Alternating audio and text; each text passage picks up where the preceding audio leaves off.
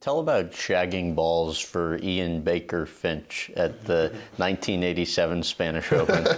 Well, prior to the days where, the current situation is that, all the range balls are provided. But back in the early days, that wasn't the case. Caddies had to what we call shag them.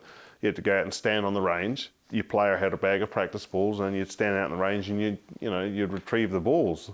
And a few of us got into this idea that, you could just run around and catch them. A couple of guys had baseball gloves and I used to get a towel and wrap it around my hand in the shape of a glove and catch them, and it was great fun.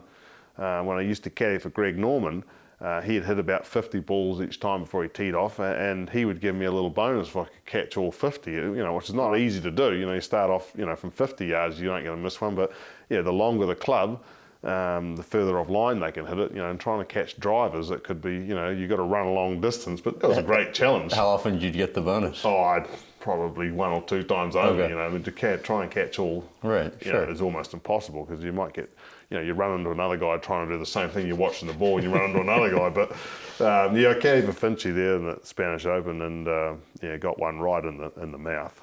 I've had 22 stitches in the time that I was caddying.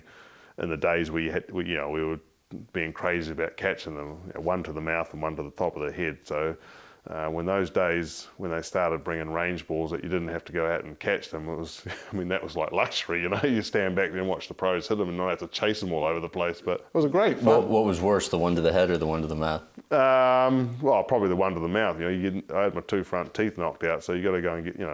It's not something that gets fixed in 5 minutes. You get the one in the head was just a dozen stitches, so no big deal. But the one in the mouth, I had to go and get my front teeth replaced, and I still caddied that day. But then I had to spend a bit of time in the hospital. I understand it was like a drunken Spanish doctor that was stitching you up, and then what do? You come to the course the next day with a gray, like dead tooth hanging out of your mouth, and then what are you doing the next morning when you get to the course? Yeah, you got to you got to do what you got to do. You're back out there catching balls, catching the balls. Yeah. Oh, you never let anything get the better of you.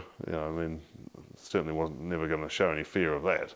But they were fun days. But sure. Yeah, you certainly couldn't do that now. I think players practice a lot more and they hit a lot more balls than they did back in those days. So it'd be a bit high casualty rate if you were doing that nowadays.